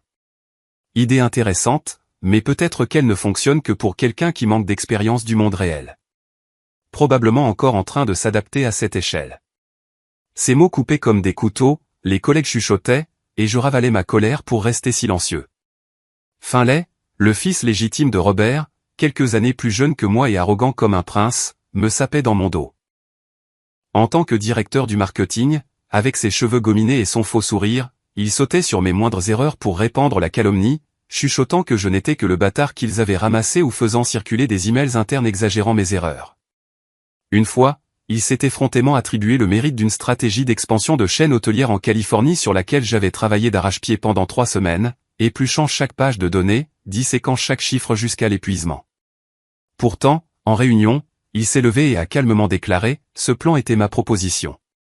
J'étais assis là, stupéfait, le sang me montant au visage, mais j'ai choisi le silence. Pas un seul mot de protestation. Pourtant, j'ai serré les dents et j'ai tout enduré. Jamais je n'ai élevé la voix, jamais je ne me suis disputé publiquement. J'ai simplement observé, appris et je me suis amélioré. Pendant que les autres se reposaient le week-end, je m'enterrais dans la bibliothèque de l'entreprise, dévorant des documents sur la gestion de projet, la finance et les opérations. Pas à pas, j'ai révisé les plans. J'ai gagné des partenaires, j'ai contré chaque complot avec des résultats qu'ils ne pouvaient pas nier. Projet après projet, ma capacité est devenue indéniable. D'abord sont venues de petites victoires. Un rapport d'analyse qui a réduit les coûts d'exploitation de 10% au complexe de l'Utah, me valant un signe de tête de mon patron. Puis de plus grandes. Ma proposition d'expansion du marché a obtenu un partenaire majeur, augmentant les revenus trimestriels de 20%. Les chiffres ne manquent pas. Les collègues ont commencé à solliciter mon avis. D'isolé, déjeunant seul, assis dans le coin du bureau, j'ai progressivement gagné la confiance de la haute direction et de mes équipes directes. Un collègue plus âgé m'a tapoté l'épaule. « Tu te débrouilles très bien, Marc. Ne laisse pas les paroles de Catherine t'atteindre. » Robert observait silencieusement à distance, n'intervenant jamais directement, mais je savais qu'il était fier de la croissance quotidienne de son fils. Appel tardif. J'ai entendu parler de ton projet. Continue. Quand le moment a été venu, après 2 ans à faire mes preuves à travers une série de projets réussis, Robert a décidé d'organiser une présentation familiale officielle, me mettant pleinement en lumière. Le rassemblement de tout le clan Kingsley a eu lieu au domaine principal. Un immense manoir avec une grande salle en marbre, des lustres en cristal étincelant et de longues tables somptueusement dressées. Des dizaines de parents se sont rassemblés, tantes, oncles, cousins, tous impeccablement vêtus, chuchotant à mon entrée. Je suis entré, calme et posé, dans un costume noir sur mesure, les cheveux bien coiffés, mais j'ai quand même été accueilli par des regards scrutateurs et des murmures sur mes origines. C'est l'illégitime. Il a l'air convenable, mais a-t-il vraiment sa place ici? Quand Robert s'est levé et a déclaré devant toute la famille, « Aujourd'hui, je vous présente Marc, mon fils biologique, avec Rose Miller. Il rejoindra la ligne de succession et partagera les responsabilités avec Finlay. » La salle est devenue silencieuse, puis a éclaté en chuchotement. Catherine s'est levée d'un bond pour protester, la voix aiguë. « Robert, tu as perdu la tête. Ce garçon est un étranger. L'introduire détruira l'ordre familial. Il n'a aucun droit à l'héritage. Né d'une femme de chambre, il rêve maintenant de tout prendre. » Finlay s'est également levé, se moquant ouvertement, le visage rouge de rage. « Papa, ne te laisse pas avoir. Marc est juste venu pour voler le mérite et le pouvoir. Il a eu de la chance sur quelques projets, c'est tout. Je suis le seul fils légitime. » Leurs mots m'ont profondément blessé. Le clan a chuchoté plus fort, les yeux fixés sur moi avec suspicion. Je suis resté là, le cœur battant la chamade, mais je n'ai rien dit, attendant Robert. Au milieu du chaos, la voix de Robert a tonné froidement. « Marc est mon héritier légitime. Quiconque refuse d'accepter cette décision sera immédiatement retiré de la famille et dépouillé de chaque centime d'héritage. » Ces paroles ont frappé comme la foudre. La salle s'est figée dans un silence stupéfait. Personne n'a osé s'opposer à lui ouvertement à nouveau. Catherine s'est effondrée sur sa chaise, le visage cendré. Finlay est devenu muet, les poings serrés. Je suis resté là, une sueur froide coulant le long de ma colonne vertébrale, mais une force a surgi en moi. La présentation s'est terminée dans un lourd silence. Pourtant, je savais que la vraie bataille ne faisait que commencer. Par la suite, la faction jalouse dirigée par Catherine et Finlay a secrètement conspiré pour me saboter derrière des contrats, des projets et des réunions à huis clos. Ils ont manipulé des données dans mes rapports, répandu des rumeurs selon lesquelles j'avais grimpé en utilisant le nom de mon père, ou m'ont délibérément confié des projets voués à l'échec pour que je porte le chapeau. Une fois, des informations critiques sur une importante transaction internationale ont été divulguées, et Finlay a chuchoté à la direction que j'avais été négligent. J'ai découvert le piège grâce à un email caché, le cœur battant en le lisant. Mais je n'ai pas réagi impulsivement ni accusé personne. Au lieu de cela, j'ai démantelé chaque piège pas à pas, neutralisant chaque complot avec compétence et sang-froid, vérifiant les données, regagnant la confiance des partenaires avec des preuves solides et présentant clairement en réunion. Un projet presque ruiné par des dépassements de coûts, je l'ai redressé en renégociant avec les fournisseurs, économisant des millions. De la suspicion initiale, les membres de la famille ont progressivement commencé à me regarder différemment, ne voyant plus seulement mes origines, mais ma réelle capacité et ma ténacité. Un oncle aîné m'a tapoté l'épaule. « Tu t'en es bien sorti, Marc. Ce n'est pas facile dans ta position. Un projet réussi en a suivi un autre. Expansion de complexes hôteliers en Europe, optimisation des chaînes hôtelières nationales, générant des profits massifs. Je me suis taillé ma propre place dans l'entreprise et au sein de la famille Kingsley de la manière la plus difficile possible, en m'élevant par mes propres moyens, sans m'appuyer sur Robert, sans subterfuge, seulement par la sueur et l'intellect. Au cours de ces années, je suis resté éveillé nuit après nuit à analyser des données, à me précipiter pour rencontrer des partenaires et à apprendre de chaque petite erreur. D'un nouveau venu considéré avec suspicion, je suis devenu directeur régional du développement de projets, dirigeant ma propre équipe et gagnant les éloges de la haute direction. Les collègues ont commencé à me solliciter. Marc, que penses-tu de ce plan? J'ai souri et répondu pensivement, mais à l'intérieur, je suis resté méfiant. Je savais que Catherine et Finlay ne m'avaient jamais vraiment accepté. Ils s'étaient retirés dans l'ombre, mais ils n'avaient pas disparu. Et juste au moment où je me tenais enfin fermement dans l'entreprise, ils ont lancé leur contre-attaque finale, comme un serpent venimeux qui avait attendu le moment parfait pour frapper. C'était un projet massif, un développement de complexes de luxe à Hawaï d'une valeur de plusieurs centaines de millions de dollars, impliquant des partenaires internationaux et un délai extrêmement serré. Après mes succès précédents, j'en ai été pleinement responsable. Au début, tout s'est bien passé. J'ai élaboré des plans détaillés, mené des analyses de risques approfondies et négocié des contrats. Puis, des choses étranges ont commencé à se produire. Les données sur les coûts ont été discrètement modifiées, les chiffres ont soudainement explosé, provoquant des retards. Les partenaires ont appelé, furieux. Pourquoi les coûts ont-ils grimpé en flèche comme ça? Nous n'accepterons pas ça. J'ai tout revérifié, le cœur battant d'effroi. Quelqu'un avait falsifié les fichiers du contrat sans préavis. En même temps, des rumeurs internes se sont répandues. Mark Kingsley est en train de ruiner le grand projet. Peut-être qu'il n'est pas capable après tout. Il n'est arrivé là que grâce à son père. Des emails anonymes ont été envoyés au conseil d'administration, exagérant les erreurs et me rejetant toute la faute.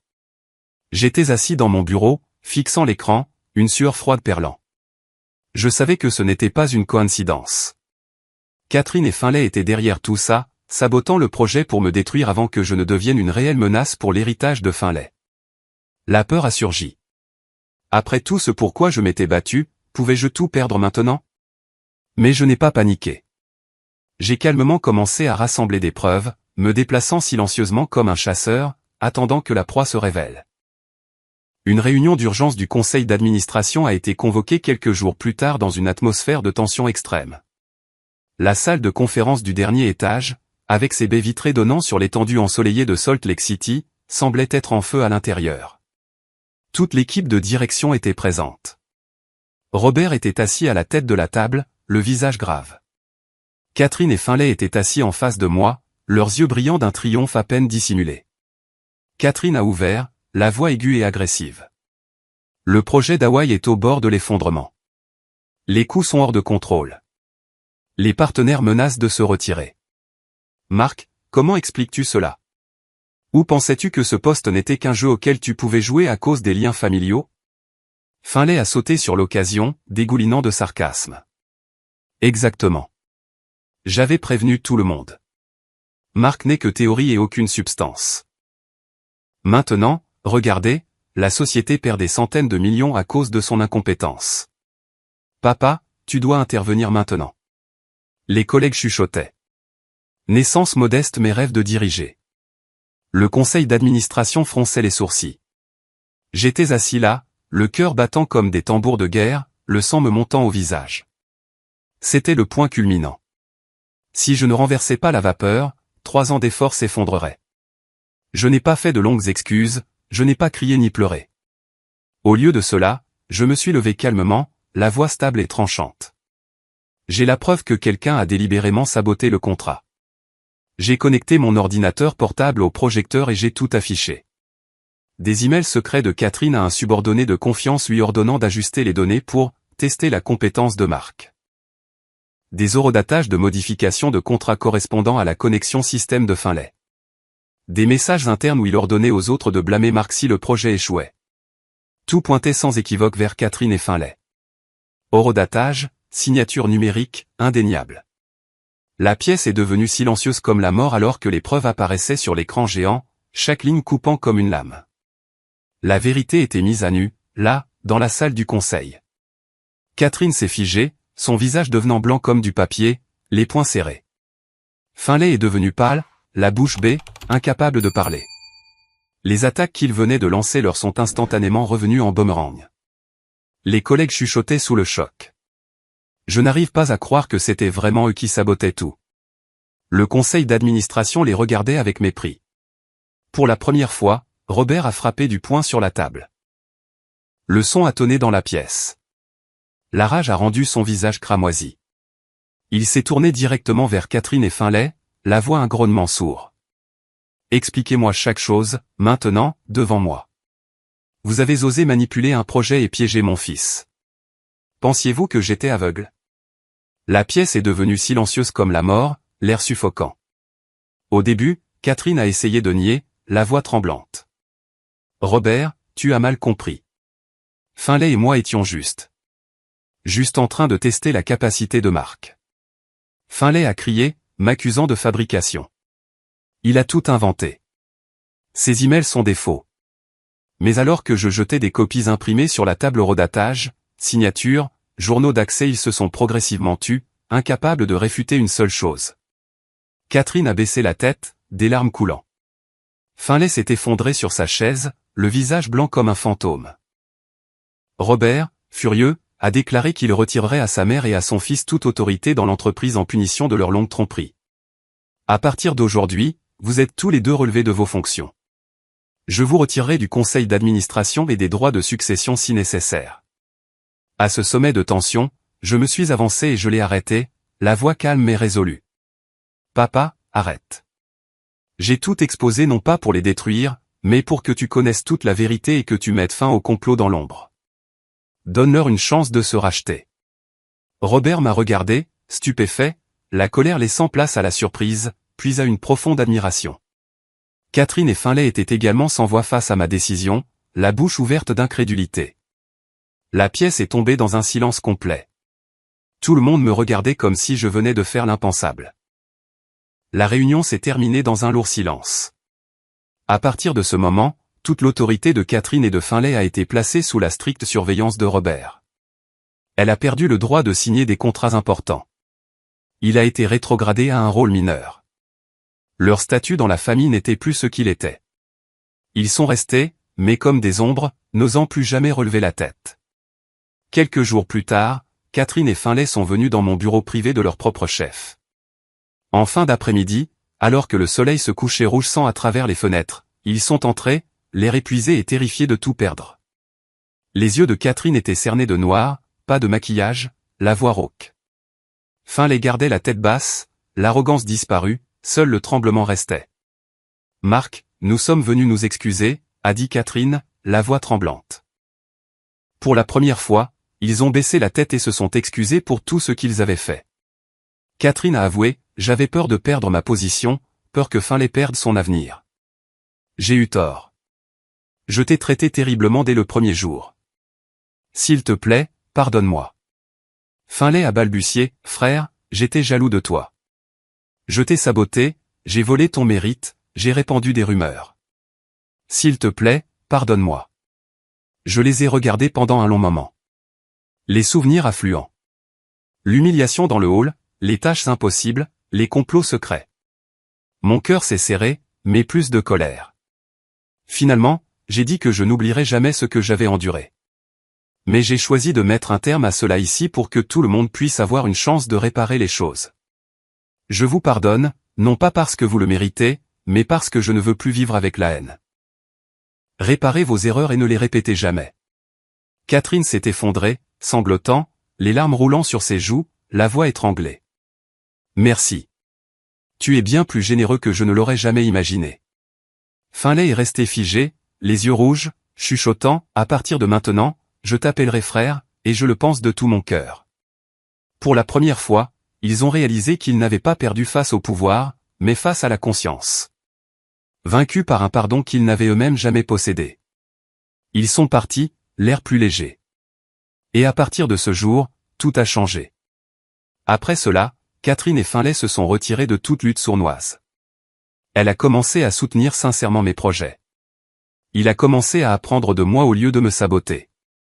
L'entreprise est devenue plus calme et j'ai continué mon chemin, non par la haine, mais par le choix de pardonner une fois la vérité récupérée. Dans les années qui ont suivi, j'ai grandi pas à pas au sein de l'entreprise grâce à mes propres capacités. Chaque projet que j'ai dirigé a donné des résultats clairs, de l'expansion de la chaîne hôtelière à travers l'Asie, où j'ai négocié avec succès avec des partenaires locaux pour réduire les coûts de construction de 20%, à l'optimisation du système de gestion hôtelière nationale, poussant les revenus trimestriels à des sommets records. Robert m'a progressivement confié de plus grandes responsabilités, ne me soutenant plus discrètement en coulisses, mais plaçant ouvertement une confiance absolue en son fils. Il m'appelait dans son bureau privé et me tendait d'épaisses piles de documents. « Mon fils, ce projet est à toi. Je sais que tu le feras bien. » Ces mots me réchauffaient le cœur, non pas à cause du pouvoir, mais parce qu'ils étaient une reconnaissance du père dont je n'avais autrefois que rêvé. Catherine et Finlay ont vraiment tourné une nouvelle page. La rivalité et la jalousie avaient disparu. Ils ont utilisé leur expérience et leurs ressources pour m'aider à diriger l'entreprise, y voyant leur façon d'expier leurs erreurs passées. Catherine, qui rejetait autrefois froidement mes idées, envoyait maintenant des emails de soutien. Marc, concernant le plan d'Hawaï, j'ai quelques anciens contacts qui peuvent t'aider. Appelle-moi si tu as besoin de quelque chose. Elle a même rejoint mes réunions, offrant des conseils avisés tirés de décennies d'expérience. Finlay a changé le plus radicalement. L'ancien saboteur a commencé à venir dans mon bureau pour demander « Frère, je ne comprends pas cette analyse. Peux-tu me l'expliquer ?» Au début, j'étais méfiant, soupçonnant un autre piège, mais progressivement, j'ai vu sa sincérité. Il voulait vraiment faire amende honorable et faire ses preuves sans se battre pour la domination. Nous avons commencé à travailler ensemble sur un projet majeur d'expansion du marché européen. Pour la première fois, devant tout le conseil d'administration, il a ouvertement déclaré « Le concept de base était l'idée de Marc ». Je me suis figé une seconde, toujours sur mes gardes, ne sachant pas si c'était de la bonne volonté ou un autre piège. Mais avec le temps, la suspicion s'est dissipée, et nos sessions communes sont devenues une véritable collaboration. La famille Kingsley, autrefois déchirée par les intrigues et la division, a commencé à guérir grâce à ces changements. Le voyage depuis cette nuit de Noël à 20 ans où on m'a jeté un billet de $1 froissé. Un moment d'humiliation qui persiste encore comme une cicatrice. La confrontation avec mon beau-père Grant devant la table de banquet des parents. La rencontre fatidique avec mon vrai père Robert dans le hall du siège. Les longs mois de lutte au sein de la famille contre Catherine et Finlay. Tout cela se termine maintenant par un long souvenir sinueux. Pourtant, aujourd'hui, à 28 ans, en tant que directeur régional du développement de projets de la Kingsley Corporation, je réalise que ces souvenirs ne me poignardent plus le cœur. Ils sont devenus des jalons d'une route déjà parcourue. Ce sont des leçons sur le pouvoir de la résilience, la valeur de la justice et la capacité humaine au changement. Je ne ressens plus de colère quand je pense à Grant ou à Catherine. Au lieu de cela, je suis reconnaissant parce qu'ils m'ont forgé en l'homme que je suis maintenant. Je repousse doucement les vieux souvenirs, je range les papiers sur mon bureau rapport de projet, contrat nouvellement signé, et une petite photo de famille que Robert m'a donnée et je quitte le bureau plus tôt que d'habitude pour rentrer à la maison pour Noël avec ma famille. Je conduis vers le domaine Kingsley à la périphérie de la ville. La route familière est bordée de neige d'un blanc pur. Le vent froid fouette les vitres, mais la chaleur remplit ma poitrine. Je pense au Noël passé, assis seul dans le coin de la table des Miller, les regardant rire pendant que mon cœur me faisait mal, et je les compare à maintenant. La différence me fait sourire, les mains se resserrant sur le volant. Quand j'arrive, toute la famille Kingsley attend déjà. Le manoir brille de lumière et de rire. Le vaste domaine, ses jardins recouverts de neige, abrite un sapin de Noël imposant qui touche le plafond dans le grand salon. La longue table de banquet est élégamment dressée. Dinde rôtie parfumée, pudding. Des verres de vin rouge profond scintillant sous les lustres. L'odeur de cannelle et de pain frais emplit l'air, se mêlant à une joyeuse musique de Noël. Robert se tient à la porte comme un vrai père accueillant son fils à la maison. Il ouvre les bras et me serre fort, la voix chaude et basse. « Tu es à la maison.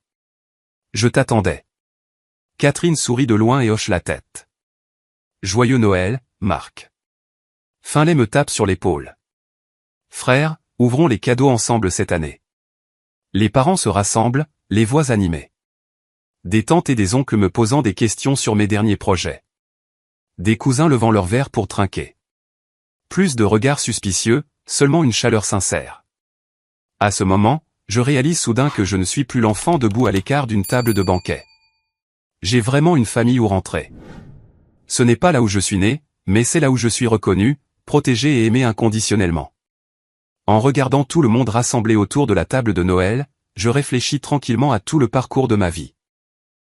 Du garçon abandonné après la mort de sa mère à l'adolescent de 18 ans cherchant la vérité dans la confusion, au jeune de 20 ans la nuit de Noël se voyant jeter un billet d'1 $ au visage.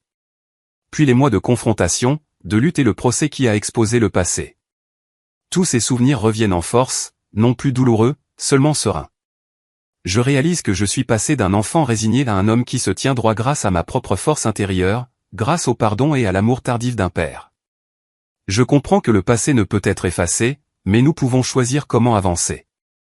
La haine m'a autrefois donné le pouvoir de renaître des cendres de la maison Miller, d'affronter Grant et d'exiger justice. Mais c'est le pardon qui m'a finalement libéré. Libre d'aimer, de construire, de vivre sans les fantômes du passé qui me hantent. Je regarde Catherine rire avec les petits-enfants, Finlay aider Robert à verser le vin, et je pense que si je n'avais pas pardonné, nous serions tous encore piégés dans un cycle sans fin de ressentiment. Je réalise que la vraie famille n'est pas là où vous êtes né, ni les faux liens du sang des Miller, ni les luttes de pouvoir initiales des Kingsley, mais là où vous êtes acceptés, protégés et accueillis à la maison.